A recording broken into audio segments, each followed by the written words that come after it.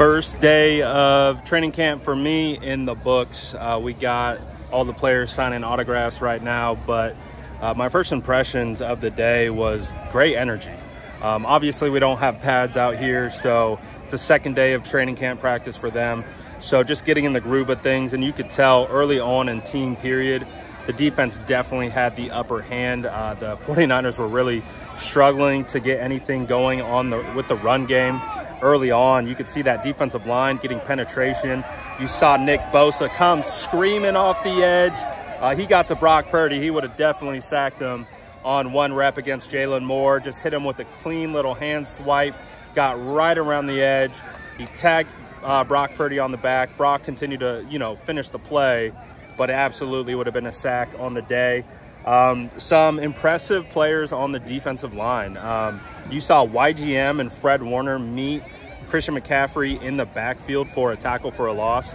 I'm really excited about YGM, man. I've been talking about him all offseason, and to see him and Fred just hustle to the ball and just stop McCaffrey dead in his tracks, it was really nice to see. There was one run in one of the team periods where McCaffrey's going up the left sideline. Kittle, phenomenal block against the sideline and Isaac Yiadom. Christian cuts right off his back hip, and Fred Warner literally jumps on Christian McCaffrey's back and takes him to the ground. Obviously, wasn't malicious. Fred helped him up, patted him on the butt, said, "My bad." But, they're getting after it today, considering no pads. Like I said, the energy was good.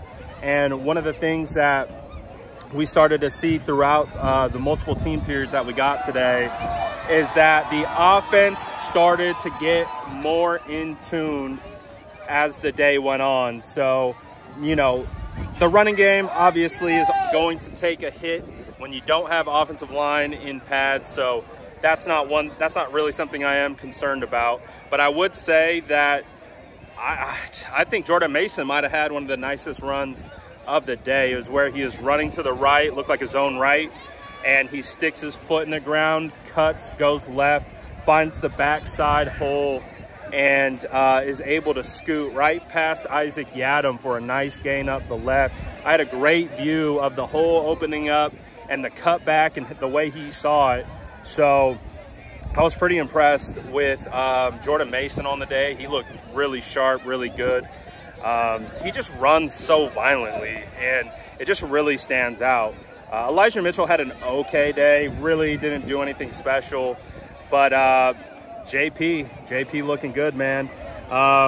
In regards to other guys that were looking good, we had on the offensive side, Brock Purdy really heat up there at the end of the first team period, man. He was on fire. Brock hit Debo on this extremely contested catch with D. Winters in coverage, and it was one of those throws where you have to put it in a spot only where your wide receiver could get it, and he also did it from a muddy pocket. And so it was a intense type of play where the margin of error was so paper thin, but Brock put the ball exactly where it needed to be. And then Brock came right back after that and threaded an absolute needle to Braden Willis about 20-25 yards in the middle of the field. In between bracketed coverage, you had the linebacker stretching all the way out to try to get it. And you've seen these throws from Brock where he just drops it right on the backside of the linebacker, right in front of the safety. It was a thing of beauty. And then you saw Braden Willis make a phenomenal catch. So I was excited about that.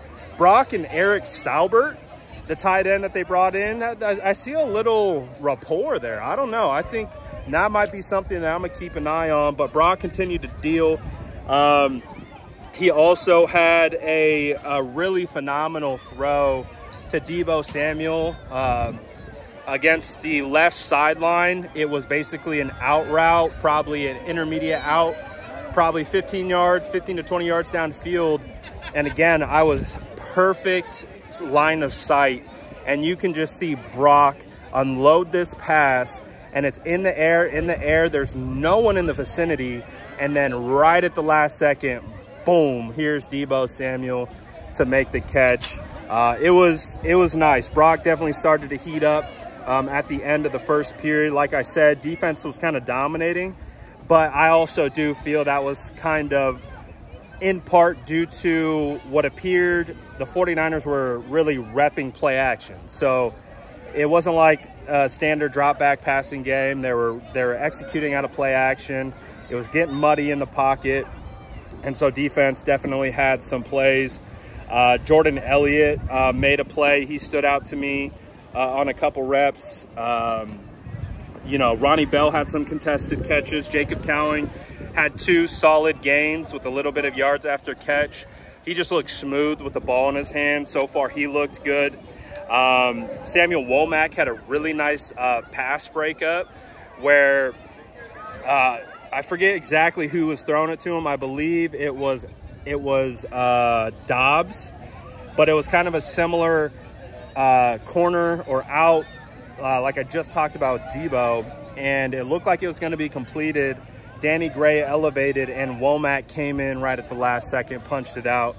That was really nice. I mean, there's a ton of plays that I'll cover in more detail when I go live, but yeah, there was some good stuff out here today. One of the things that I think stood out to me the most was Spencer Burford got all the starting reps at right guard, and we had a bit of a center rotation.